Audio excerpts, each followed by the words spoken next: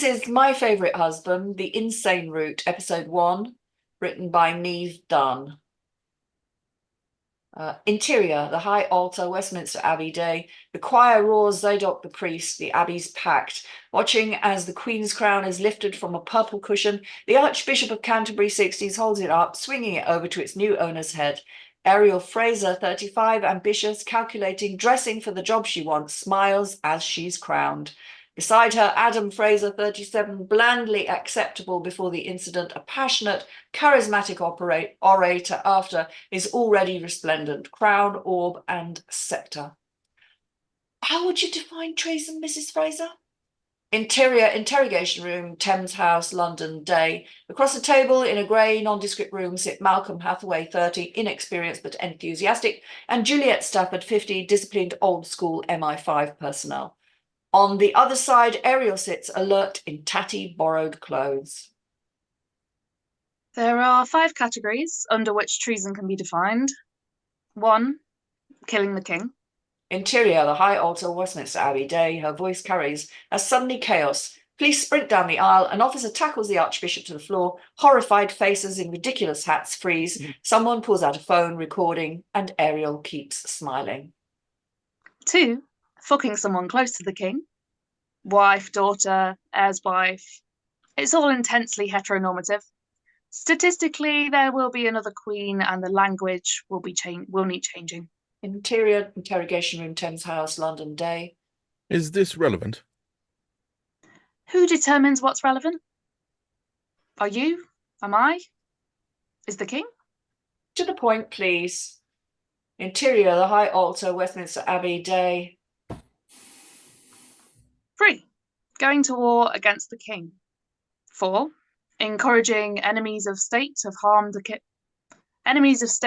king. And 5, killing any of the king's high officers. Even as Adam is dragged from the throne, crown toppling from his head, even as the camera operator 20s junior high above gets the shot of the century, even as she's pushed down the aisle by a police officer 50s, hands raised in surrender, a picture of grace and serenity, Ariel's crown stays on. There are 6 categories. Interior, interrogation room, Thames House, London day. 6, attempting to block succession of the crown. And which category do you fall into? None, obviously. I haven't committed treason. The 2 MI5 agents share a look, then their collective scorn is turned back to Ariel. Then why are we here, Mrs. Fraser? Interior, Year 6 classroom, St Joseph's Primary Day, 3 months earlier. Ariel stares up at a display wall. As before, there is not a hair out of place. Her dress, deep purple cape, just below the knee, exudes expense. Her feet are stuffed into narrow pumps. Aspinall bag hangs from her elbow. Behind her, Adam dresses in his mayoral garb, a red cloak, white ruffles, hefty gold chain. She stares up at a large "When I Grow Up" display. Dozens of crude children's drawings stare back. In one, a stick figure in a dress surrounded by babies. I want to be a mummy. Oh, Whitney. They're nobody's future now. Beside her, Jessica Gray, 30, Adam's connected, cool, equally discontent chief of staff, hands over a compact glued to her phone. Don't say that out loud. In here, it's fine. There's no ears. Objectively false. Ariel examines her reflection. Perfect. Still. Private, go nuts. The Earth's a rhombus. Animal Crossing is turning kids to communism. Whatever. Just keep it quiet in front of the sheeple. They walk in sync along the wall to a second display, the coronation of King John II. Drawings, badly written essays, Union Jack bunting, all surrounding a grand picture of the royal family on the balcony. Smiling, waving perfection, King John 60 at its very centre, crown still atop his head. Jessica takes a brief break from the phone to examine Ariel's get-up. You're very good at this. No one takes you seriously in trousers. God forbid a pantsuit. It's the middle-class mother uniform. Can't get through lunch without Chenin Blanc. Get a trainer to spank her just to feel something.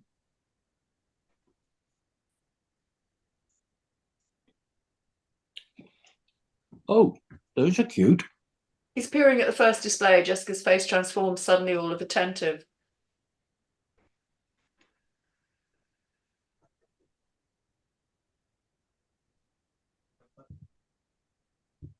Sharon. I said it. Sorry, did you not hear me? So precious. Adam moves on to the second display. He kisses Ariel's cheek. She does not respond. Phone? Jessica digs into a pocket and produces an iPhone 6, still pristine despite its age. Union Jack case protecting it. She hands it over. He grins. If I do a selfie with the king, will I get sniped or slapped? Well, you know, it's 50-50 either way, but I'll check for you. Thanks, Jess. He practically skips out of the classroom. Jessica seethes. Jessica. She follows him out. Ariel lingers in the silent room. The Aspinall is unclasped. From inside, a beautiful pen, a muted pastel green pad of sticky notes. Ariel writes quickly, tears it off and slams it into the mummy picture, making a dignified exit. She leaves behind one message: dream bigger. Interior reception, St. Joseph's Primary Day. In the foyer, a suited couple are in the middle of the hushed argument, the politician and his maligned wife. Aaron Beaufort, 50, a little slimy, expensively dressed old Etonian, and Olivia Beaufort, 48, rigid, detailed, stop the moment they're in someone's line of sight. Then it's all placid smiles, everything's fine smiles. Home Secretary, so good of you to come. Aaron gets him in a headlock, laughing as he digs his fist into Adam's hair. You don't make friends with titles, Fraser, so don't try mine. His laugh is piercing.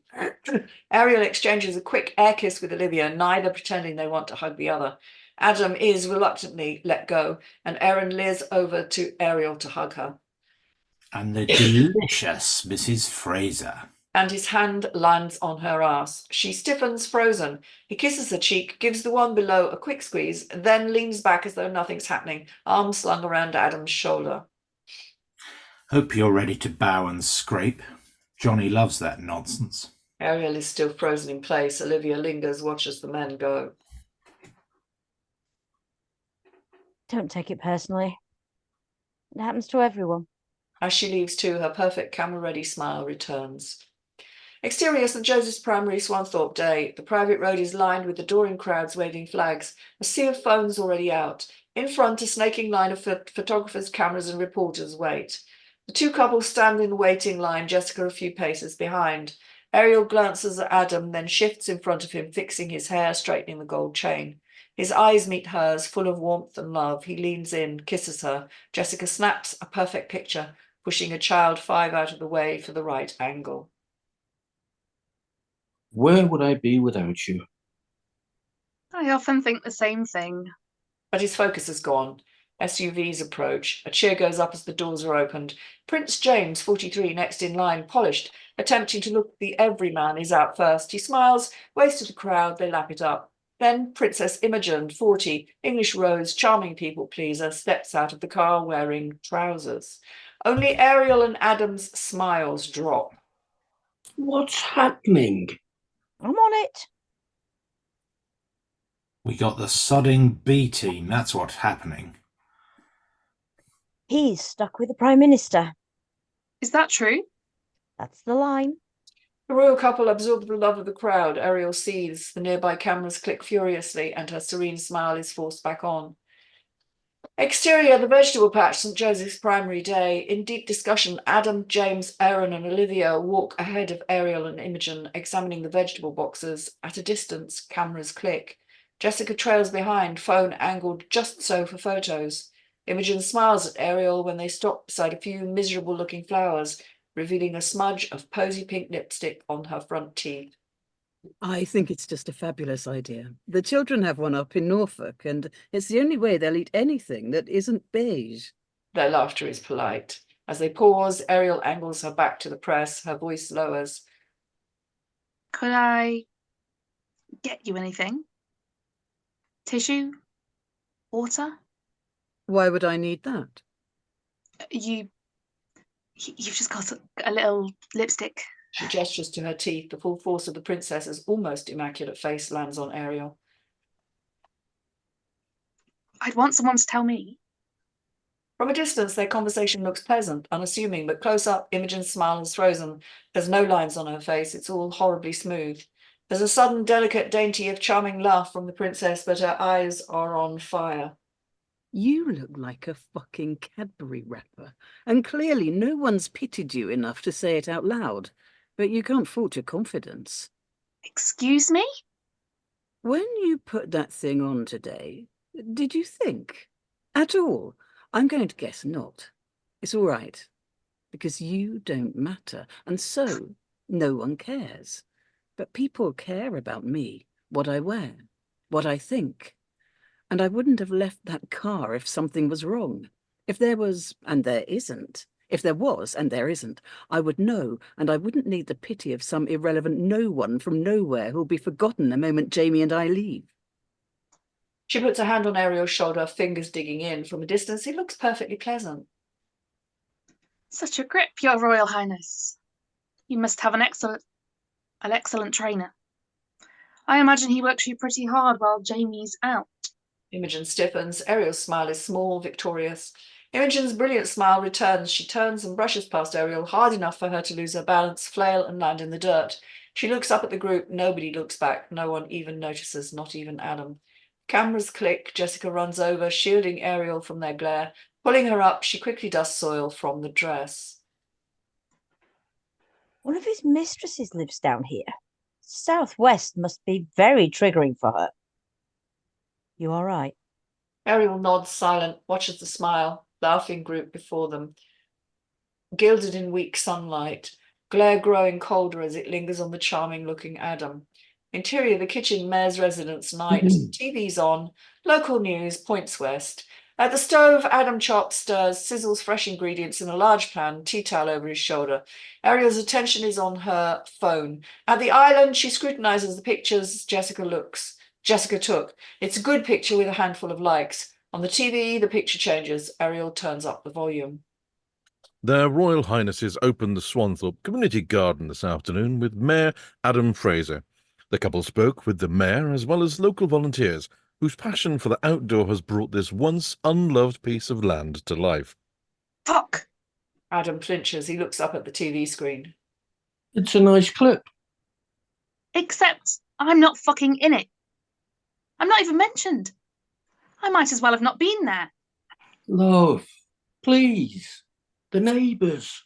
Ariel grabs a bottle of red wine from the counter, pulls out the cork and pours generously. Adam's pitying look only makes her angrier. We weren't the centre today. We should be. But we were not. I'm perfectly happy with that. He turns off the TV. The kitchen falls silent. She takes a long drink of wine. Could you pass me a knife? She pulls open one of the block closest to her, then stops. His back turned, broad, covered by a thin grey jumper. Her hand grips the knife handle a little tighter. She approaches, raising the blade a little higher, stopping just behind him. Then she pushes the knife into his back. Without a sound, his body slumps back into hers, blood blooming across the grey like water. Ariel, knife. She blinks, hands the knife over. As he quickly starts to vigorously chop, she goes back to the island, quickly draining one glass of wine and making a start on the second. So that's 10 pages. I think I'll start this off just by saying I think it reads like a novel. And whilst there's nothing wrong with that, if it's a novel, it's not a novel, it's a script. So parts of it work like a script in a script-like way, and parts of it I feel there's too much. There's kind of almost too much going on. You know, she smiles, she blinks, she does this, she does. I mean, just leave it to the actors to get on with it. The other thing is, I don't really like anybody very much in this, and I want to be able to like someone, even if someone is rather, you know, sort of stuck up and inappropriate or whatever. I need them to have a redeeming factor somewhere. I want to like someone. And the other thing is that the italics threw me at the end. I appreciate that that's her imagining killing him, but the italics aren't going to work in a script. If this is like another scene almost, isn't it, where she imagines she's killed him and then she snaps back. So you need to do that in a different way. But but it's definitely not italics at that point. So I'll let Rachael, you Yeah. Westminster Abbey might be a bit expensive, but yeah, you might want to choose somewhere else. Although I see why you've chosen that, given the characters. I wasn't sure if there was a year or a decade or anything mentioned. I mean, we could have a rough idea, but yeah, I didn't see that anywhere. So try to include that if you can. I liked the little Whitney Houston joke, and I liked the little Animal Crossing joke. I thought they were fun. And you're sort of appealing to two audiences there, I think. I mean, I got both of those jokes, but I don't know. Yeah. Quite liked playing the character of Ariel. I like the daydream moment at the end. That's quite nice, and sort of seeing these private emotions and maybe not so private goings on between royal family and politicians and things like that. And that's been kind of a bit more topical, I suppose, over the past couple of years. As I think it's something people are interested in. Obviously, the Crown has been very popular. I haven't watched it myself, but yeah, and it's been a popular one. Yeah, I think I see what Angela means about the reading like a novel. But I think the story is good, and it just needs to be adapted to make it the script for TV. I think if it's TV, yeah, episode 1, yeah. Emma. Yeah, I mean, I do see some of that novelistic thing, obviously. There are times when there are some really nice bits of useful description for the characters. Things like rigid, detailed, where it's just, we talked about people often giving just too much stuff. And I just think, a couple of things like that are actually really good steers for an actor. And just things like about the Aaron character laughing as he digs his fist into Adam's hair, gives you some idea about what the person is like. But yeah, you have to sort of relinquish your grip a bit, don't you? And just sort of trust actors to be able to provide, the visual stuff. And you're providing chiefly, obviously, the world, the action and the dialogue. But yeah, we can probably find our own blinks and things. Yes, I thought it was, yeah, I checked check spelling and punctuation. Again, there's a few little bits and bobs that aren't quite there. It is funny. I haven't really liked anybody yet, and I quite like to feel like I'm gleefully in with somebody. Maybe that develops. My concern, I think, is that because a lot of people want the same thing in the story, which seems to be power, or to be the power behind the throne, they're quite similar to me at the moment. And I think I'd need to know kind of how they differ and, what their objectives were quite clearly in order to give us some texture with those characters. Otherwise, it does feel like a lot of people being smiling sharks with each other. What else is there? I did enjoy it and want to find out what happens next, actually. I just like to be able to feel more glee with it, I think, really, because, and I suppose it's find some way of the charming bastard thing, to find the charm of these people so we can be kind of, sniggering along with them. I like the fantasy sequence at the end with the stabbing. Be quite nice if there were some more of those, and they contrast a lot with what's happening in real life. Would a body, if you stabbed into its back, fall back on you? I'm not convinced that's the way it works. But yeah, I also, King John was 17 when Prince Jamie was born. I don't know whether that matters, but it's a tiny pedantic little note there. I think, yeah, where and when is always really useful. Is it in the future? Oh, that Kate Middleton, she's not very nice in this story, is she? So yeah, there's lots of I think there's fun to be had, but I think there's more fun to be got from it. There's more glee in there. But I think, yeah, definitely there's material there. Yes, I think there's lots of great stuff in there, but I have to be frank. I consider myself reasonably clever, but I got completely lost as to what on earth was going on. The characters speak with so similar a voice, it became a complete blur to me as to, even though we had all these actors, all of us doing different voices, that I got very confused as to who was saying what and what on earth was going on.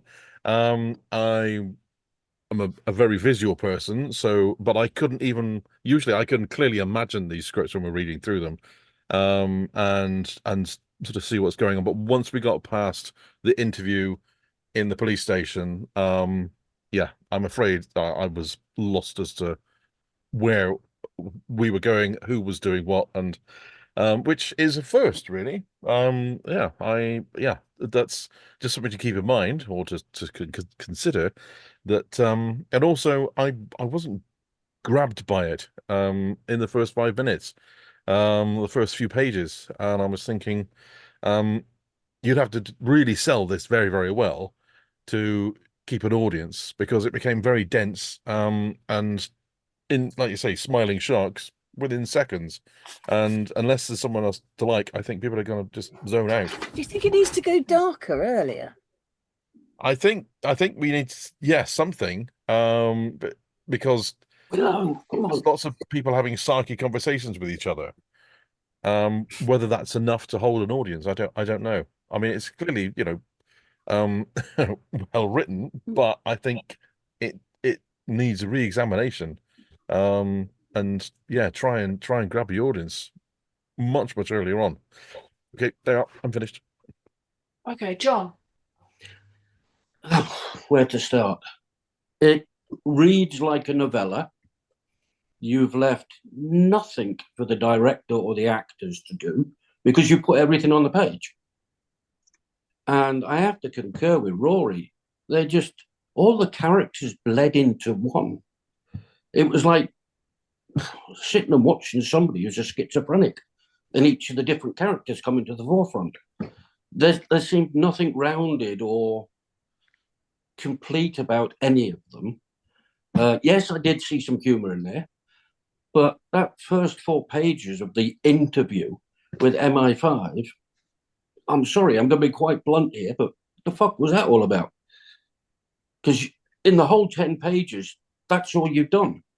You haven't, nothing else has hinted towards, we started with that.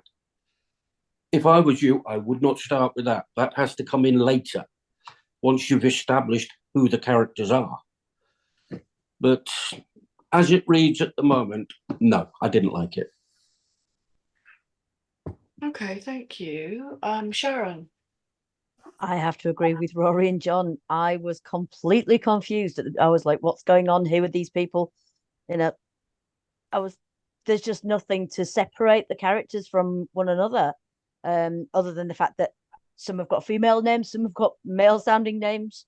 But who are they? Why is Ariel, where's the beginning bit? How, I know it goes back to sort of 3 months later, but there's still nothing in there to link back to the beginning bit. And as John said as well, there's nothing for the actors and the director to do. Give us some credit. We know how to act.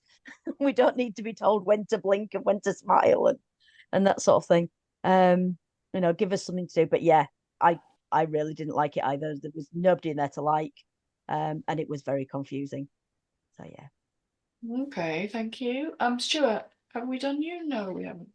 I think I feel a bit of a mixture of everything that everybody said, really. I equally was confused, and trying to desperately latch on to, as we were reading through, thinking, right, okay, we're here now, and what's going on here? And then, and that might be because of the kind of the novella perception, or quite dense.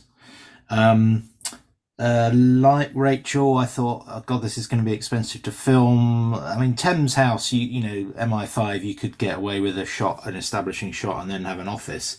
That's fine. But Westminster Abbey is going to be more difficult, unless you cheat a bigger church somewhere else that you can get.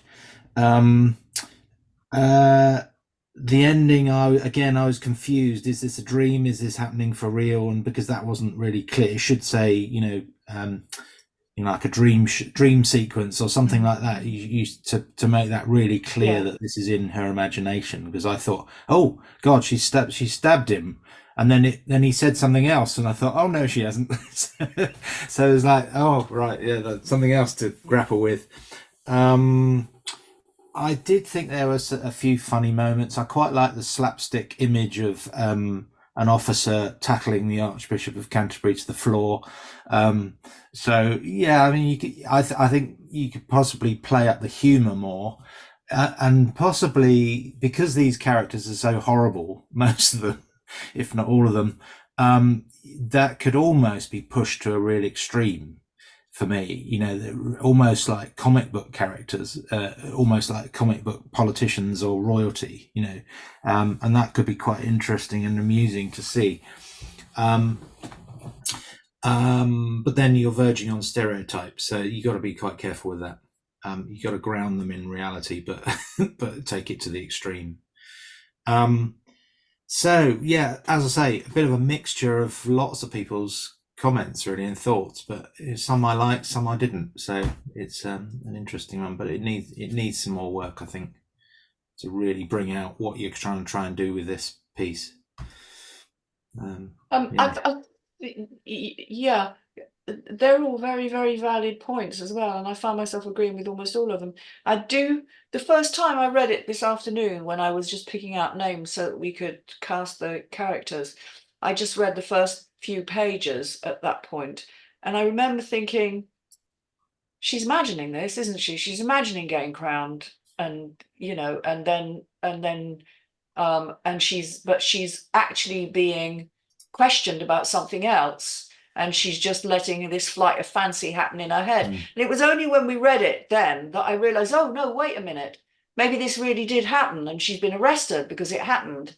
And then, of course, we get the bit at the end where she's imagining killing her husband. And I'm thinking, hang on, well, maybe it was all, in her imagination at the start. So that is just slightly confusing. And I don't mind that confusion so much, save that I'm wondering if all the other stuff in the middle, the primary school and everything else beyond the interview, the MI5 interview, there's perhaps just too much of it. And if that MI5 interview is going to continue, or if it's maybe topping and tailing the whole piece, maybe it needs to sort of come in at points throughout the rest of it, just so that it kind of keys us back into it. It's very hard at the moment to know how you're supposed to sort of sorry, I've got to plug my laptop in. It's very hard to know at the moment where it's going or what's actually happening. It's hard to grasp what the reality of it is, and I agree about the characters. Is it? Just a second. I'm wondering whose story. Yes, it is. yes, I think that's it. Yes, Emma, that's what it is.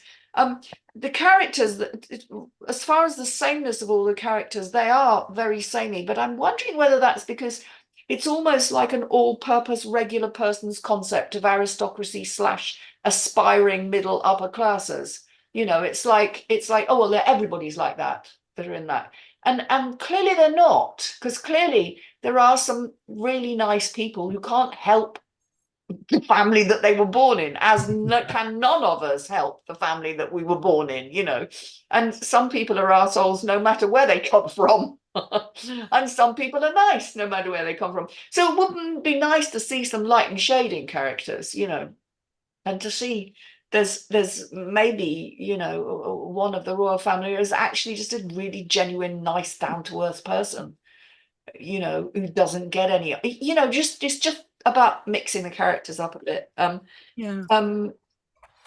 was all the notes I wrote as you were all speaking. So I was just wondering about how we get an in on this story for the audience, and I was thinking about that we don't know that we like anybody, and what if somebody like Jessica, somebody who's slightly on the fringes of things, somebody who's employed by someone, is being interviewed by whomever in whatever context to start with, and she seems really nice. She seems like one of us, a person that we can relate to, who's looking in on all this world.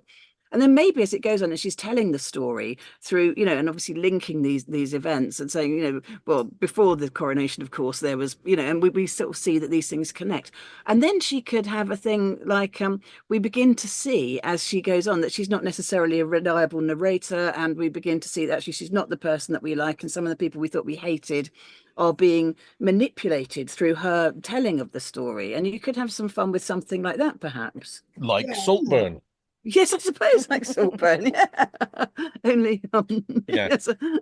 I'm just Different. going back to what the yes, it is actually Ariel's story. I'm just reading her. The ambitious mayor's wife who pushes her husband to a higher office, Yeah. him to be convinced that he's the true king of England and must remove the current monarch from the throne. Yeah. Okay. So that is That story. yeah, that the start of it sort of foreshadows what happens much later. Yeah. I'm wondering, I do think, John, you mentioned that is it in the right place? I'm wondering if it needs to be there at all, It's a difficult one, isn't it? But also, if this is Ariel's story and she really wants her husband to, aim for higher things, and he goes a bit crazy and thinks he's the real king.